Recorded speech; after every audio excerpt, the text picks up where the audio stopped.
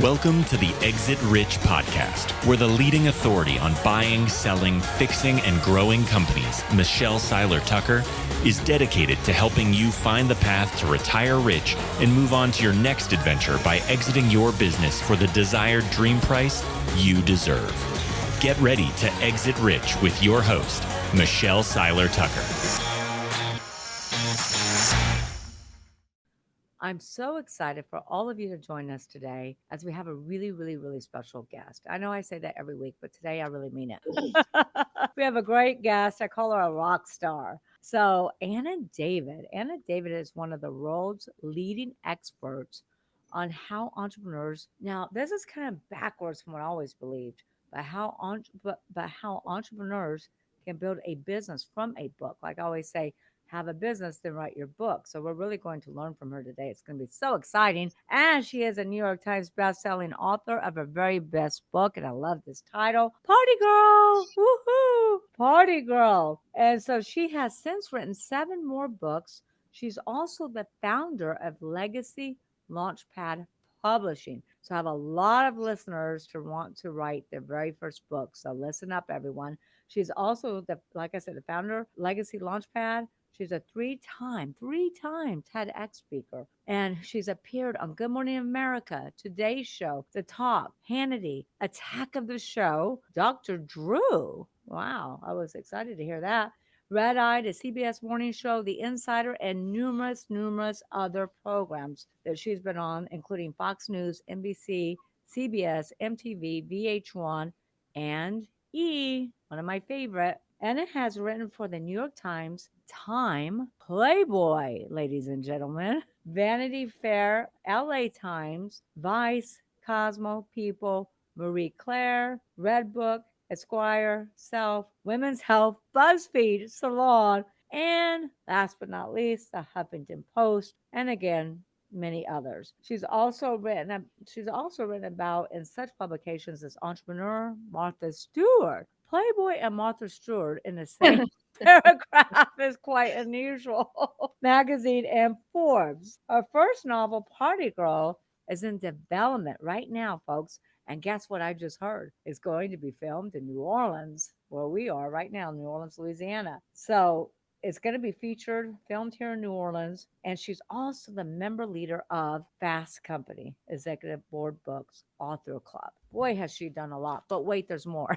It just gets better and better. Through Legacy Launchpad, she has overseen numerous books that have become Wall Street Journal and USA Today bestseller, which is Exit Rich, my book. Books which have helped her clients obtain 6-figure income to really boost their bottom line, sell her books right to film producers, and appear on shows like Today and Good Morning America. So if you've ever thought about writing a book for lead generation, credibility, then look this way. I found the right person to bring to Exit Rich.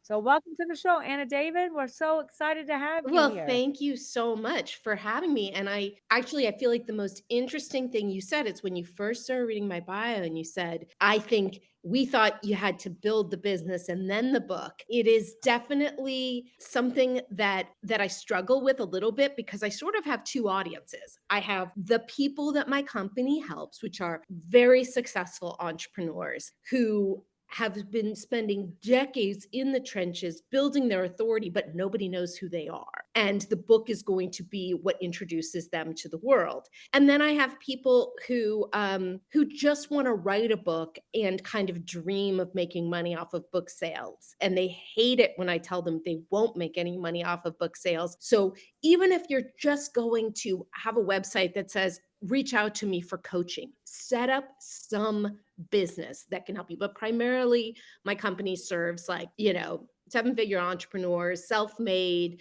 people who are experts in whatever field they're in. Yes, because it is, and that's a advice that I always give as well to clients who are always asking me about a book. And my biggest thing is, what is your ROI? What is your return on investment? You're not going to make money from selling a book. And I always say, what is it that you do? Coaching, whatever it might be.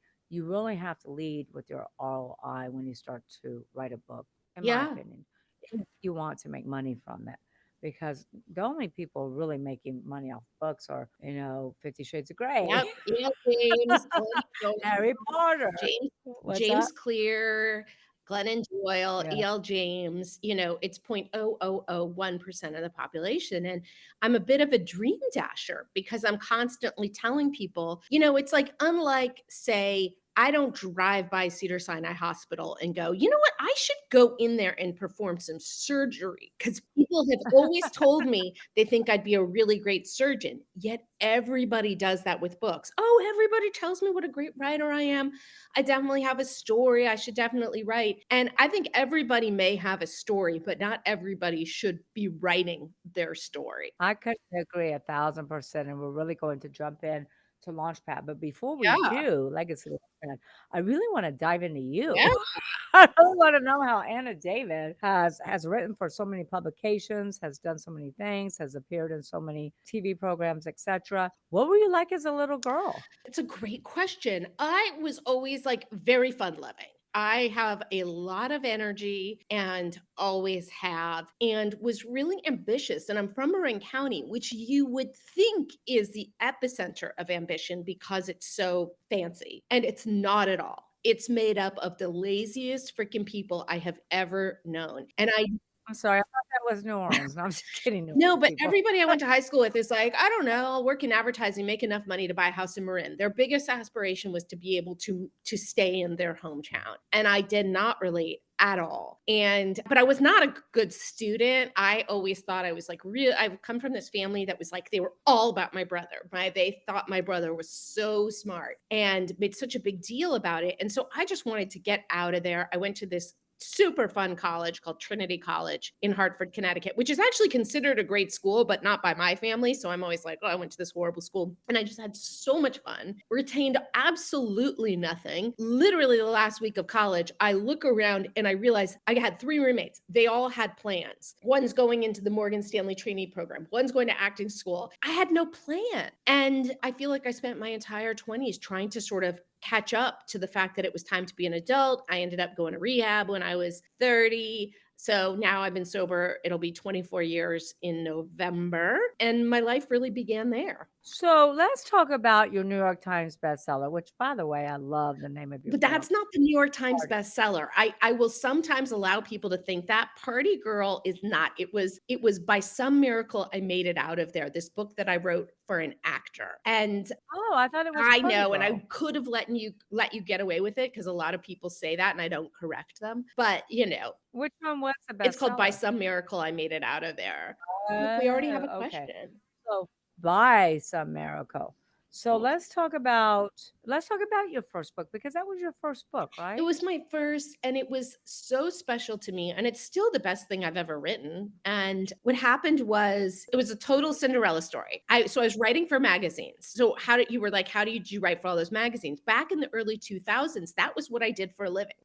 I worked on staff at magazines. I worked at People and Us Weekly and a magazine called Premiere. And I would I mean, you wrote for the New York Times too, Yeah, I wrote A right? Modern Love for the New York Times. And you could just write for these magazines. And it was a great way to make a living. And it was like I would do these Cosmo cover stories. I would go and have coffee with Jessica Alba. And for me, it was a lot of money at the time. I would make like $4,000 to have coffee with a really sweet celebrity. I'm like, this is great. And then one by one, those magazines started folding. So anyway, I built up this big name as a journalist, as a sort of navel gazing journalist. Like I would just write these first person pieces, and I had agents who were reaching out to me and saying, you're really funny. If you ever have a book, let me know. And I had a book. I was, when I was 3 or 4 years sober, I started writing a novel about my recovery.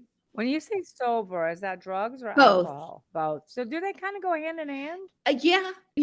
Certainly Yeah. for me. I mean, I've realized I can't speak to what anyone else's recovery should be like. For me, I thought they were very different. I experimented with that theory, and it turned out for me they're the same. I don't do anything. So you've been sober how long? 23 and a half years. Woohoo! Let's put that in the comments. Sober for 23 and a half years. I mean, that's a huge, huge, huge milestone. Congratulations to you. So you were, at what age did you start using? 12. 12 years Yeah, old. I know.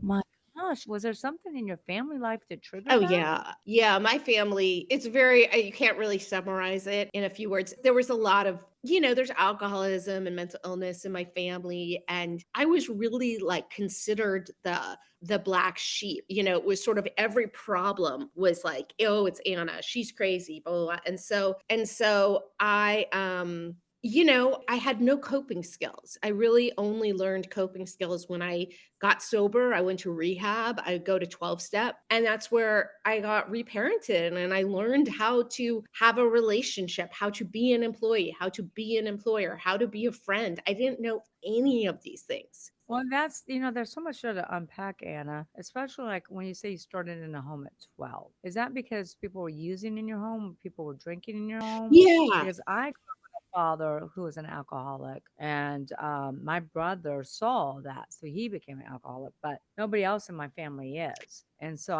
is it genetics?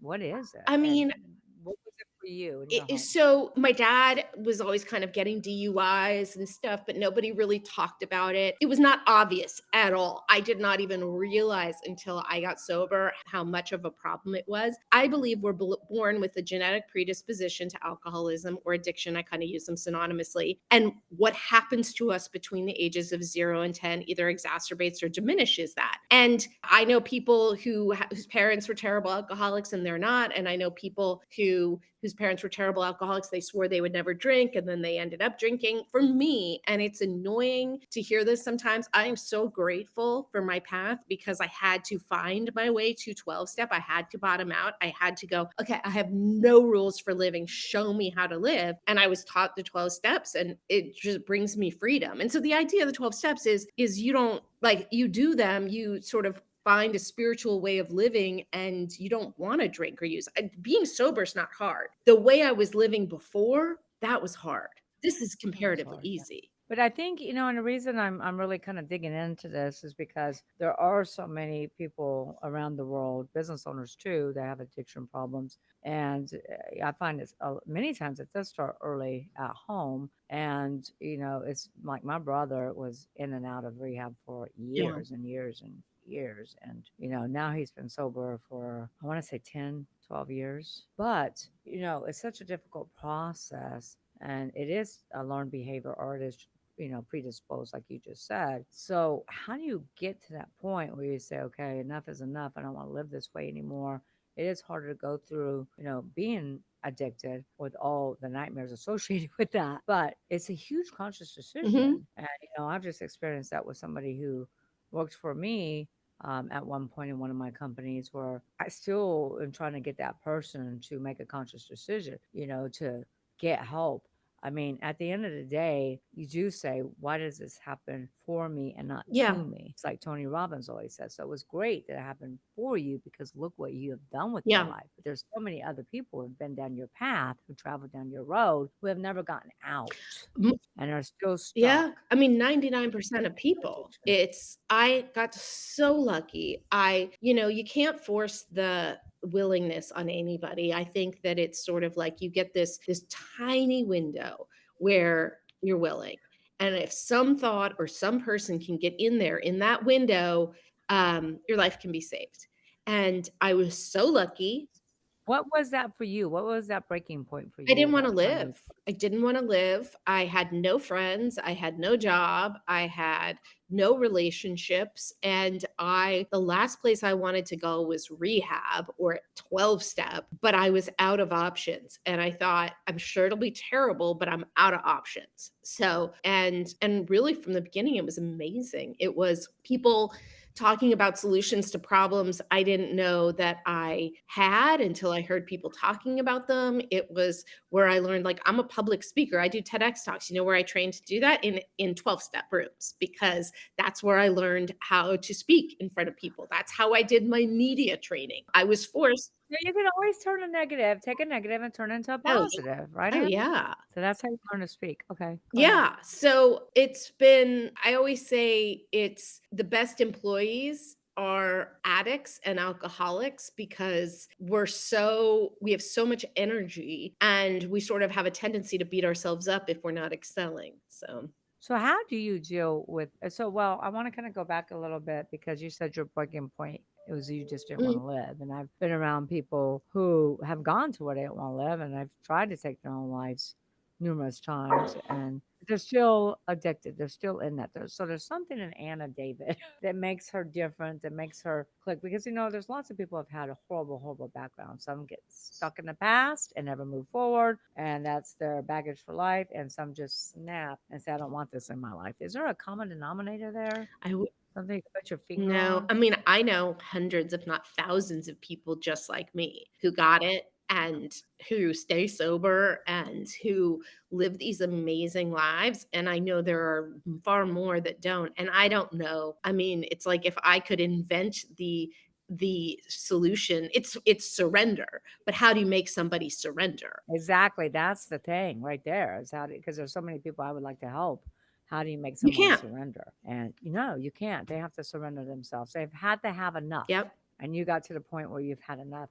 How many years did you suffer before Well, you it got really sober? worked for me. I think a misconception people have is that sober people hate drinking. Oh my God, I love drinking. I had so much fun. If I hadn't had so much fun, I never would have taken it to the depths that I took it. They talk about it first, it's fun, then it's fun with problems, then it's just problems. And my fun was a long time. And then it was my last 2 or 3 years, which were very brutal. The last 2 to Yeah. 3 years. And so is it still a struggle? N- n- 23 years sober, it's not a struggle Wanting to anymore. use or drink is not a struggle. Sometimes living is the struggle. It's a Living struggle. life, as they say, on life's terms, having no escape. I find being in a human body quite uncomfortable at times. I find it uncomfortable. I have feelings I don't want, even when my life is fantastic, I have feelings I don't want to have. I don't understand, and that's the challenge. It's not staying sober. And I think people use to drown out those feelings, 100%. obviously. Yeah.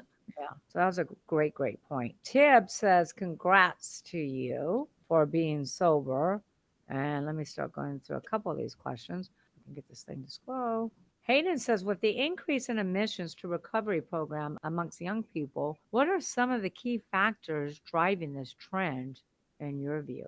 Well, fentanyl. And I'm no expert on this, but I guess everything is laced with fentanyl today. And we're living in what certainly a lot of people perceive to be a terrible time that people need to escape from. We're also seeing a generation that was raised on computer screens and all sorts of ways to escape that people my age were not raised on. And so I think those are the key reason. So Matt has a question in here. I don't know if Yeah. you see that one in here.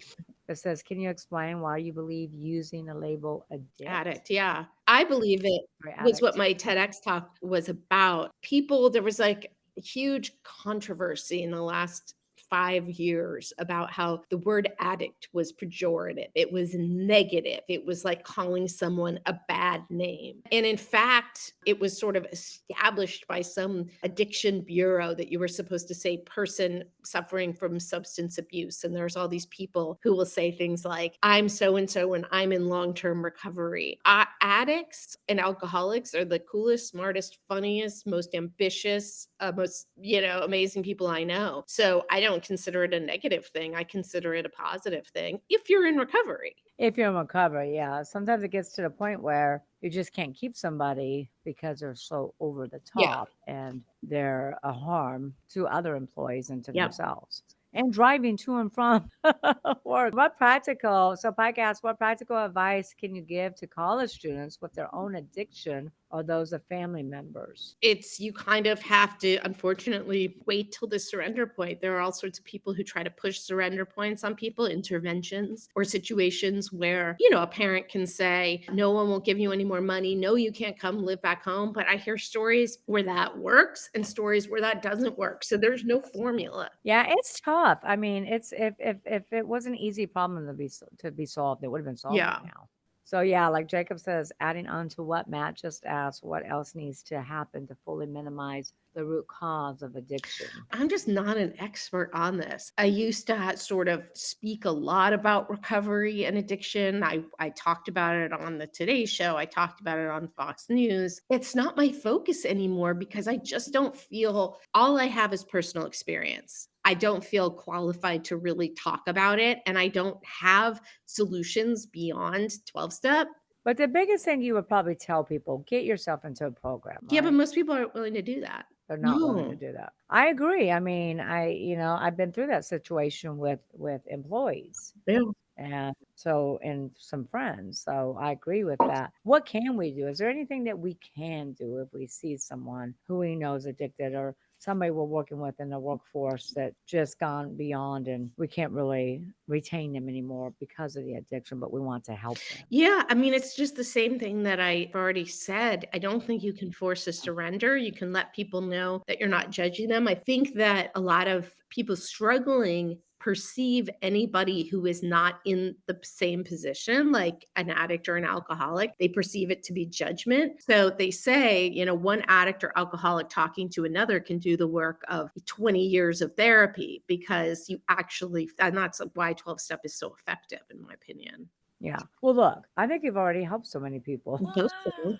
And with your book Party Girl, just give everybody a brief synopsis what Party Girl is, because I know that you're turning Party Girl into a movie. We mentioned that earlier, and I'm so excited you're going to film in New Orleans. Can you give us a brief synopsis of Party Yeah, Girl? the background is when I got sober, I got hired at Premiere Magazine to do a column called Party Girl, where I was covering Oscars, Emmys. I was going to all the premieres and I was just sort of hobnobbing with everybody. And it was this great irony that here I was wearing the moniker of Party Girl when I was newly sober. And so I thought that would be a really funny premise for a book. And so the premise for the book is exactly that. Girl gets hired as a party girl correspondent right when she gets sober. So she has to create a fake persona based on who she used to be. And it's been optioned over and over and over again. And now the producers have the funding. And the beautiful full circle moment is that one of the producers is one of my best friends from college. And we had lost touch for decades. And he's a money manager and a producer. And we did a lot of damage together. So he's sober too. So it's really beautiful. I like that. We did a lot of damage together. And again, I think everybody should look at their addiction as, how is this, why did this happen for me and not to Yeah. me? They really got to flip their perspective, because once you flip your perspective, you can become an Anna David, and you can figure out, how can I turn this into a positive? Am I going to be stuck in my addiction? Am I going to live with this for the rest of my life? Or am I going to take control over my life and figure out why this happened to me? It's kind of like Tony Robbins. I mean, all the things that happened to him in his childhood, he turned that around to help to be, greater of good and help people all around the world. And so, so let's jump into Launchpad because you wrote your first book. And one of the questions Jacob asked is, as an accomplished author and book publisher, what was the most difficult process to get started? Was it more difficult to find success as a writer or as a publisher? Well, selling a book to a traditional publisher today is pretty much impossible if you're not a famous person or an influencer. And it's not because publishers are terrible people, but because they want to make back their investment. You could sell, that's the big five publishers. That's like HarperCollins, Simon and Schuster. You could sell to a small publisher, but I can't imagine why anybody would want to do that. So succeeding as an author in the traditional publishing world was hard. I was very lucky. I got a book deal right away. I got a succession of book deals. But even as a lucky person, my book deals dwindled. I wasn't doing well financially at all, even though I had a New York Times bestselling book, and I had to find another way to do it. Unfortunately, so many people have just really like rose-colored glasses, and they think they're going to be the exception to the rule, and that without writing training, they're still going to be, best-selling authors and make millions. But I know a number one New York Times bestselling author whose book was made into a movie, who was on Oprah multiple times, and he is trying to find out how to make a living. So it's certainly not the answer. Becoming a publisher for me was very easy and organic because I had this New York Times bestselling book. A lot of people asked me to write their books for them. And I didn't want to. And one person was very insistent, Darren Prince, he's a sports agent.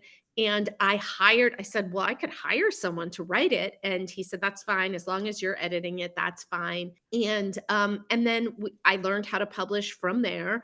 And I watched this book get him spokesperson deals, get him a speaking career, get him on Lewis Howes's podcast, Jay Shetty's podcast. He got all over the place. And from there, people just kept coming to us. We never did any advertising. We've never done any outreach. We are now doing that because we're kind of in a growth period, but We published over 50 books, and every single person came to us. They were, one client would refer another, would refer another. And most people who reach out to us are not the right clients for us. We get inquiries every day. And it's basically, we won't take your money unless we think you can earn back, 10 to 100 times what you pay us. And our prices are very high. So that's a lot of money.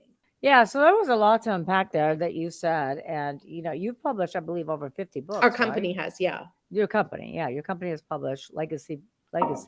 Launchpad has published over 50 books, and many of them being USA Today and Wall Street Journal's Yeah. bestsellers. So, yeah, a lot of people do think that. A lot of people think, oh, I can go write a book and become rich.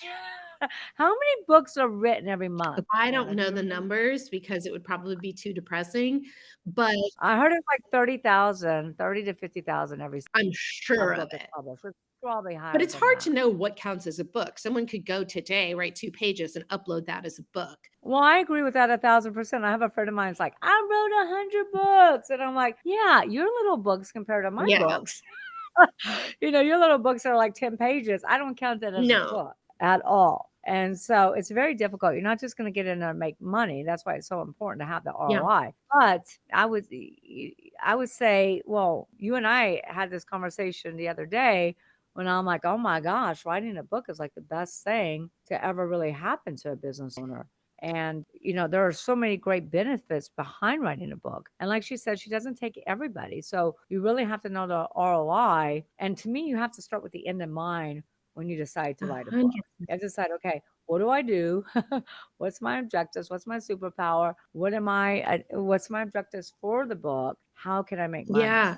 And So, ahead. you really have to go, my book is for blank, so they can blank, so I can blank. And it's something you can just get that formula. And you have to fill in the Yeah, blanks. bookinasentence.com, you can get sent that formula. So I just recently released a book called On Good Authority. My book is for founders and CEOs who want to build authority through a book so I can attract people to my company. I always write how-to books with the intention of somebody could read it and do exactly what I'm describing, and somebody else could read it and reach out to our company to do it for them. Can you give that website out again? Bookinasentence.com. Bookinasentence.com. My team, if you can put that in the comments, that would be great. Book in a Sentence, because that's kind of where you need to start. I mean, I have so many friends like, I've been working on this book for 3 years. I'm like, well, you shouldn't really be working on a book for No. 3 years. I mean, I write my book in 6 weeks. Most people are not me, but there's got to be a balance there. And you really got to know what the objective is. And for me, and I'm sure you'll agree to this, I encourage all business owners to write a book and check out Anna David, because I did it in 2011 and it was a game changer for me. It was a complete game changer because nobody knew who I was. I was a best kept secret. I wasn't a mistress, but I was a mistress to business owners. Yeah. Yeah. It's Because I sell companies and I don't want to go on social media and say, Michelle sold my company. Here's a great testimonial for Michelle selling my business. And somebody came to me and said, you should write a book and tell them what you do and who you are.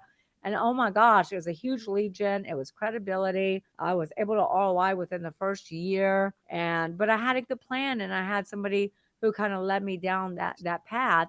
And since I've written many more books, but to me, it is the best business calling card that you can have in a company that's huge credibility, huge lead gen, and it's a great, like I said, and it opened up so many things. And for me, I was able to get on stages I would have never been invited to speak on.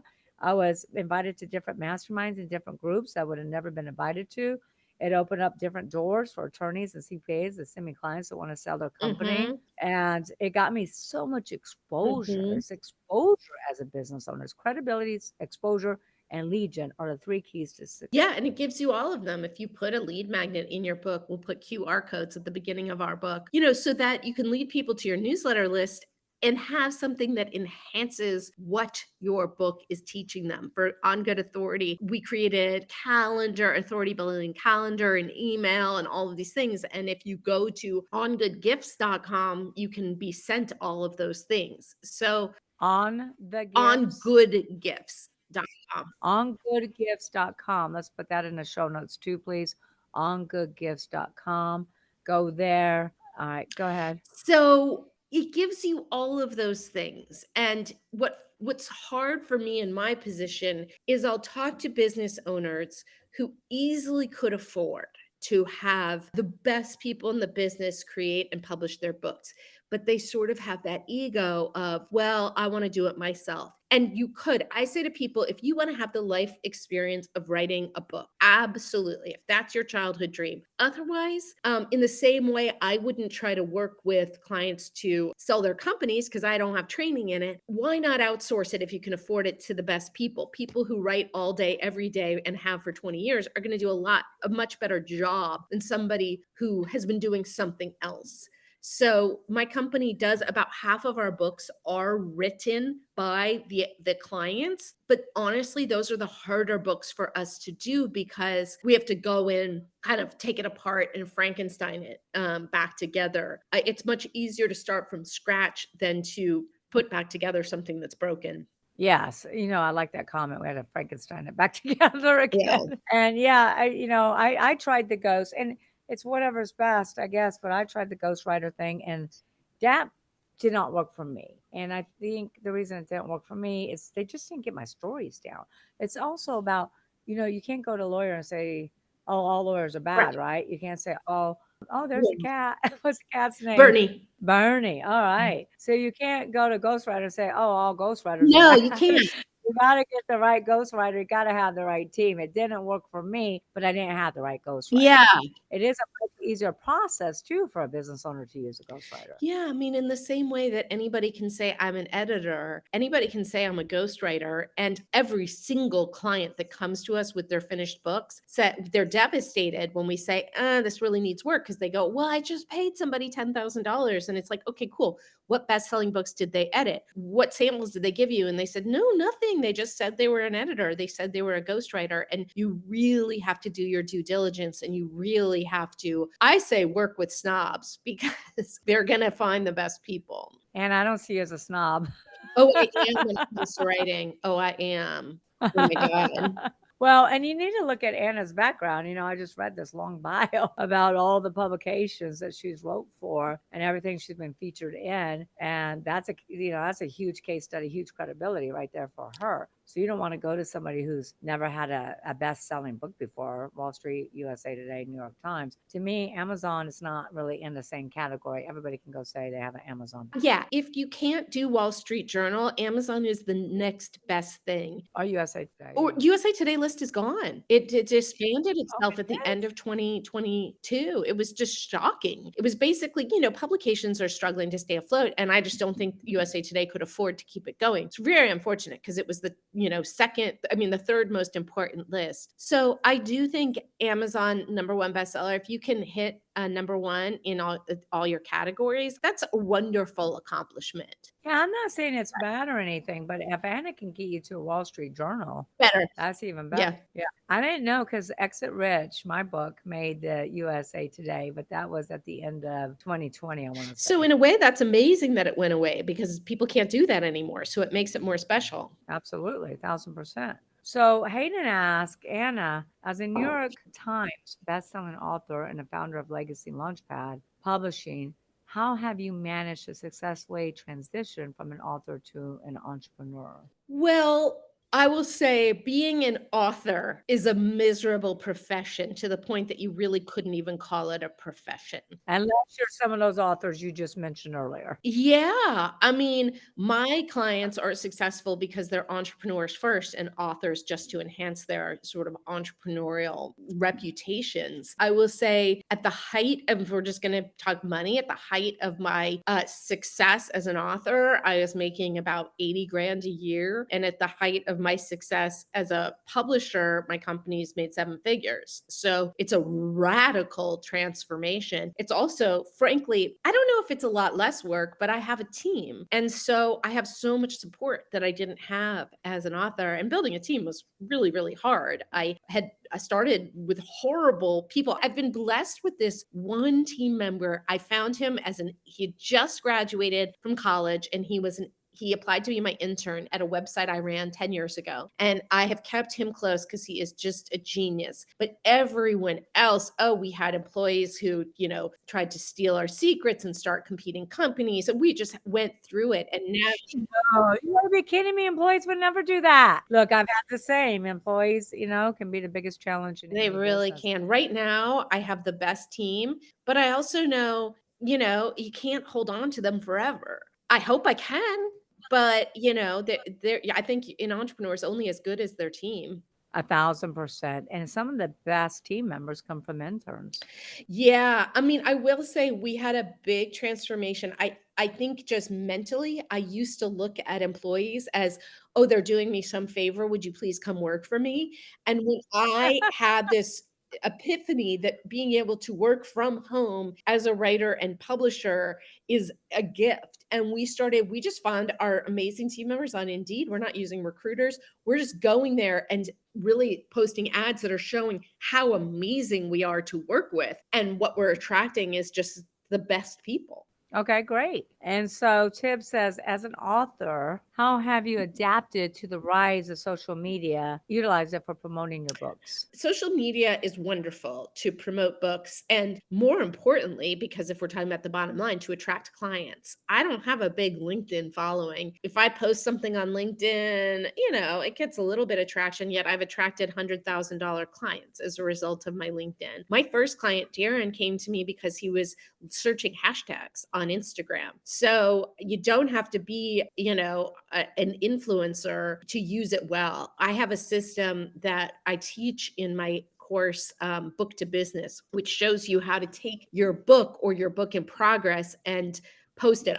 My book, On Good Authority, as I was writing it, for the year I was writing it, I was using the content on LinkedIn. I was using it on Instagram. I was even using it to make TikTok videos. And so I wasn't creating any new content. I was in an hour a week, I was creating my entire social media plan. So if you have a book or a book you're writing, you don't need to create new content. And it's much easier because Pike says, what are some of the common challenges entrepreneurs face when trying to build a business from a book? I think Anna already spoke about that. It's much easier to have a business and write a book. It is. About your core competencies than it is to just write a book. A lot of people, Anna, want to write a book about their story, their life, their childhood, this or that. But unless someone's a celebrity or somewhat famous or really got deep connections, is that a good idea? Yes and no. I mean, Party Girl was essentially my story, and it was a novel. And I ended up on CNN. You had contacts. You were already in the writing. I world. was. We have published memoirs that have radically transformed the businesses of the people. And it surprised me as much as anybody. What my first client, Darren, said to me was he's a big sports agent. He represents Magic Johnson and Hulk Hogan and all of these people.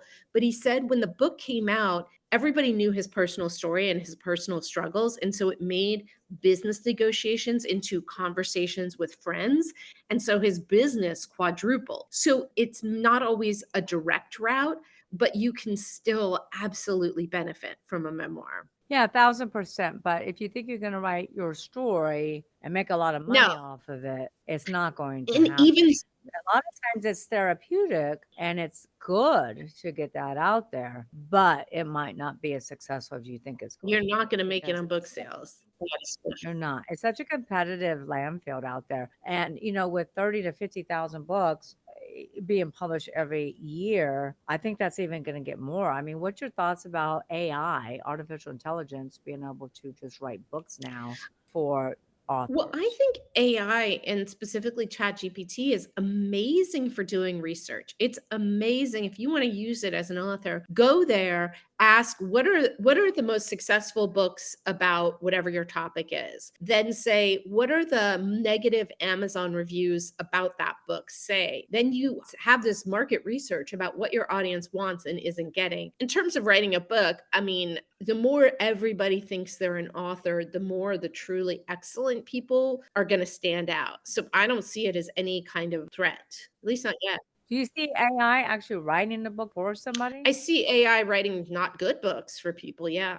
Yeah, I think there's going to be so much AI can do and so much AI can't do. And, like somebody said to me, oh, AI can replace M&A. I said, AI is not going to deal with the emotions. It's not going to deal with buyer's remorse, seller's Yeah. remorse. It's not going to deal with everybody backing out. It's not a psychologist. It's not going to rub their back when somebody gets mad and wants to Yeah. run. So I think the same thing for books. You're always going to need an Anna David to really help you get that book out there for sure. So, Hayden asked, what's your perspective on the culture of cancellation in the publishing industry and how does it influence your choices as a publisher? It's very interesting. In the last couple of weeks, Elizabeth Gilbert, who wrote Eat, Pray, Love, wrote I think it's a novel about Russia. It is a novel with Julia Roberts. No, she wrote a new novel about Russia Oh, and new novel. Ukraine. And there was this huge uproar. And on Goodreads, it was flooded with 1-star reviews for people who were just upset that she was writing about it because that's how cancel culture works. Book hasn't even come out. And she decided to delay publication as a result. And there's this big uproar in the publishing world because, wow, an author, it's one of the major drawbacks of being in traditional publishing is you have to worry about stuff like that. Whatever publishers have been canceling books, and there's all sorts of authors that have been canceled before their books came out or after. A publisher has to answer to, HarperCollins has to answer to a board of directors and all of this stuff. If we published a book that got someone canceled or that, incited the Twitter brigade of, cancel vultures, that wouldn't affect us because You're not a traditional yeah, publisher. And a book will continue on, yeah. right? It might affect book sales, maybe. Book sales don't matter. I would rather sell 100 copies of one of my books to 100 people who are going to have their lives changed and possibly hire my company than 10,000 who won't care. Yeah, and that's a very good solid point she just made. It's not about selling to the masses. It's about getting those 100 people, 150, 200 people that could be your clients in the next several Yeah. years, for the next several years. Yeah, that's what it's more about. So what are the key elements that you believe makes a successful book? Well, let me back up. If somebody's thinking about writing a book right now, which I know several of my listeners are because people ask me about writing books all the time. And it's just, I specialize in selling companies, not writing books. I write books for myself. But what should somebody what are the 3 steps a business owner or anyone who wants to write a book should start? Know who your book is for, and that's your potential client. Know who your book is for. Let's put that as the 3 steps in the comments. Know who your book is for. Know what your client wants. Know what your client wants. And be able to relay it in a way that is simple and easy to implement. Be able to relay it to simple and in a way that's simple and what? easy to implement. And easy to implement. And I would also add one thing on there. You might agree or not or disagree. And I would say easy to read. Yeah. People like really complicated, overly complicated books. That's one of the biggest comments I get is that your book is so logical and the steps that it follows, and it's easy Yeah. to read. It's not like trying to read a textbook here. Yeah. And so, With and I would say lots of stories in it too. Yeah, I mean, with On Good Authority, my recent book, I set the challenge for myself of writing a book that was under or around 40,000 words, which, people are reading shorter and shorter books. I'm a book critic for KATU, a TV station in Portland, and I'm sent hundreds of books every month, and I pick up the thinner ones. So you're sent hundreds of books. I remember that. I'm not sure if I read that in your bio, but you are a book critic. Yeah. What do you see that's reoccurring, the same issues, same challenges, same mistakes that Well, to clarify, I don't criticize any. I pick 5 books every time I go on, or 4 or 5, and I recommend them. So if I'm reading a book and I'm not responding to it, I'm not mentioning it. But it's a really, there are so few book reviewers, and as far as I know, there's no other shows out there that are having people come on and recommend books. So it's really, I love being able to do it for other authors. Okay. So in the notes, we got know what your client wants. My team needs to add. Know who your audience is, right? Mhm. And what was that third one? Know who your audience is, team. So know who your book is for, know what your client wants. They put that. And then be able to describe it in an easy to implement way. Yeah. So know who your book is for. Be able to describe it in an easy, just what Anna said, in an easy way. Okay. And then I would say the 4th step is call Anna David. Yeah. Because she can help you put it all together. Tell us real quick all the services that Legacy Launchpad does, because it's not just about ghostwriters or writing a book or editing a book. You got the graphics, you got the layout, you got the design, distribution. Why don't you just walk through legacy publishing services? Yeah. So we have two options. We have the writing it from scratch and the working with a completed book. If we're writing it from scratch, we pair the client with a ghostwriter. We say set aside 2 hours a week to talk to your ghostwriter for about 3 months, and then about 3 months for the publishing. And the publishing is, goes through developmental edit, goes through proofread, it goes through a copy edit, goes into layout. We do cover design, ebook, paperback, hardcover. We have an audio recording studio here in Hollywood. We have all sorts of add-ons. Oh, so you have the audio recording studio We too. work with one. We actually used to be in Oh, my okay. house. We had a sound booth and it was not a good use of space. And we have this, state of the art facility that's right down the street. And our clients like it too, because it's very glamorous. It's like lots of celebrities are going in and out of there. You're always seeing one if you're recording, and, recording an audio book is a lot of work. So we also hire SAG accredited actors if our clients don't want to record them themselves. I wish I knew that. When I recorded X Rich, I recorded my very first book, Sell Your Business for What It's Worth. And I will tell you, it's worse than delivering a baby.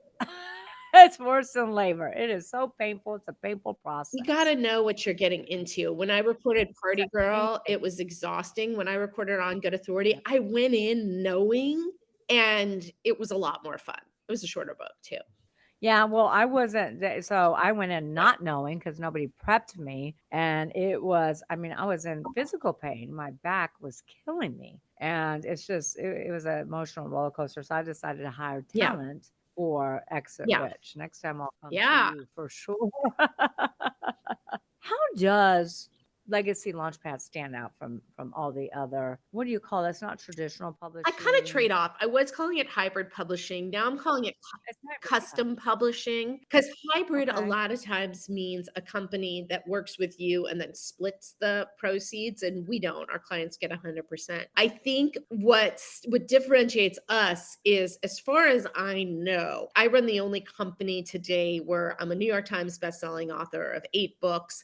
I come from traditional publishing. A lot of the other companies, because there's a lot of them out there, I feel like they just sort of saw publishing was a good thing to do and they set up shingles. And I think what I know from coming from traditional publishing helps our clients so much, because I've really learned what not to do in many ways and how to add the flourishes that make the books that we publish indistinguishable from traditionally published New York Times bestsellers. I have a lot of respect for other companies that do it well, because there are companies that do it well, but there are a whole lot of companies that don't. There is. And, I've been to different book clubs and masterminds and things like that where everybody puts their book on a table. Everybody looks at the book, and there's always a leader of that round table. And they're like, okay, self-published, Yeah. self-published, self-published. Oh, this is Yeah. good. And you don't want it to look like you self-publish. And when you self-publish, you're not going to get the distribution. Right. You're not going to get those distribution channels. You'll never make it in a Hudson bookstore. Well, but I think that's misunderstood too, because people assume, I was published with HarperCollins for a good advance. And yeah, they got my books in Barnes and Noble, and Borders used to exist then, and they got it in other bookstores for 2 weeks. They paid for placement. Once those 6 copies sold, it was out of bookstores. So I think that people really misperceive how much traditional publishers distribute your book.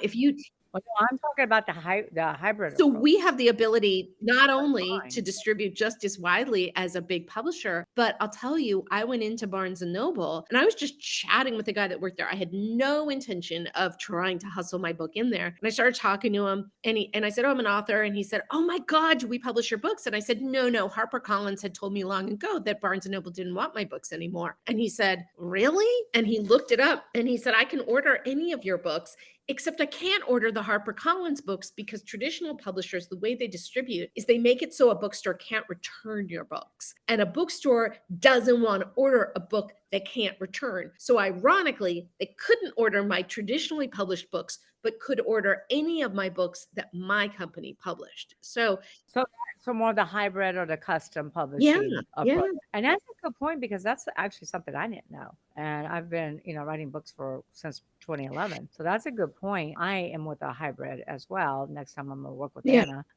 but I'm with a hybrid as well because I want to own the Yep. content. Here's the things you got to very careful of if you're looking to publish your own book. Anna, you can tell all these issues, but number one, you don't own your own content, and that's huge.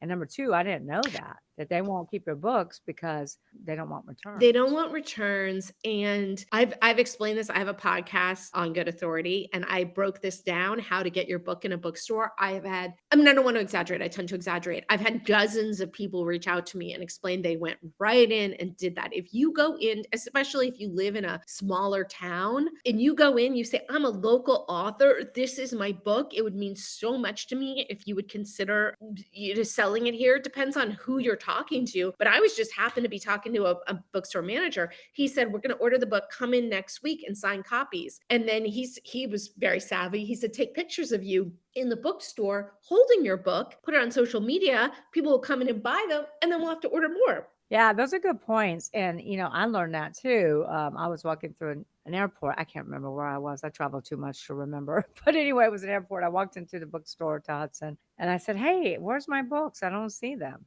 And he looked it up and he goes, oh, you're the author? And I go, yeah. And he goes, we love that book. We can't keep it on the shelf. That's amazing. And I said, are you reordering? Yes, we got another order coming back in. I said, well, are you ordering more? So you don't run out so quickly? And he's like, absolutely. So always go into the bookstores and talk to whoever you can. Sometimes it's just getting lucky. Like Anna said, I got lucky. I got the right person who looked up the book. And so any other disadvantages of going with traditional publishing versus custom? You have no control. I have had books that have been published with covers I absolutely hated. I've had edits done that I didn't like. I don't see why anybody would go traditional. Yeah. I mean, I think the reason why some famous people go traditional is because they get that big upfront check. Oh, if you're a famous person, that's different. Do it that way. Although we have people that we had like literally the biggest influencer in the world who wants to publish with us, who could get a deal anywhere for $1 million and wants to publish with us to, so that they can own it and control it and all of that. I'm so sorry. I have this other thing I have to go to. Oh, you can't leave yet. You got to tell us real quick. How do you take because we got a few more minutes. How do you take a book and turn it into a movie? That's something that you do as well. Let's just talk about that really quick. We don't do it ourselves. We've had several books that have been optioned by Hollywood. I actually have a separate project I'm working on that connects authors to Hollywood producers. But the reality is most business books are not going to be made into movies. They just don't lend themselves to movies.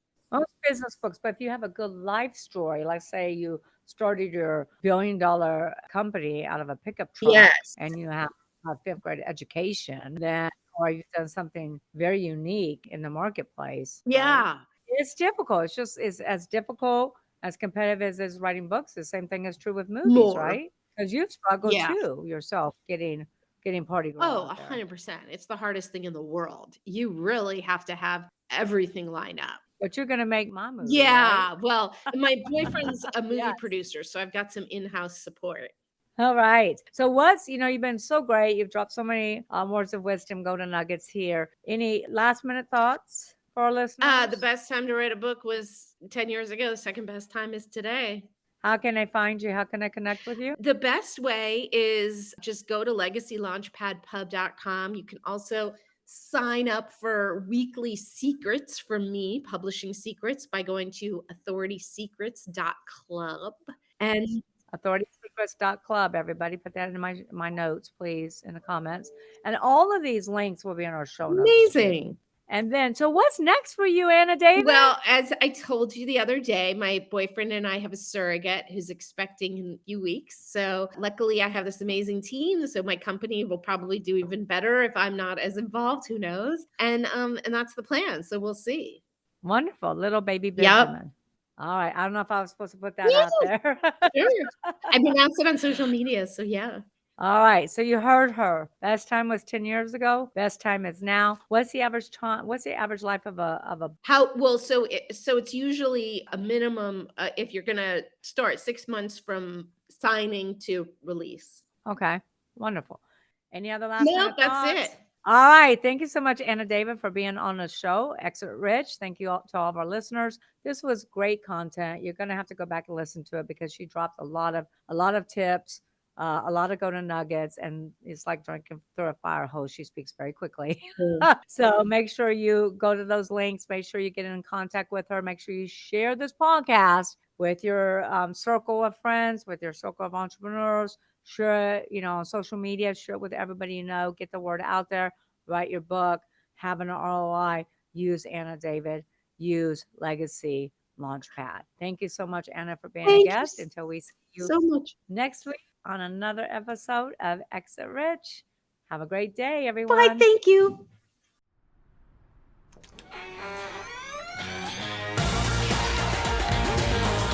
Thanks for listening to the Exit Rich podcast. Don't forget to check out Michelle Seiler Tucker's Build to Sell Blueprint books and Exit Rich, along with more blogs, videos, and resources at exitrichpodcast.com. Be sure to connect with Michelle on Facebook or LinkedIn and stay tuned for her next episode by subscribing in your favorite podcast player.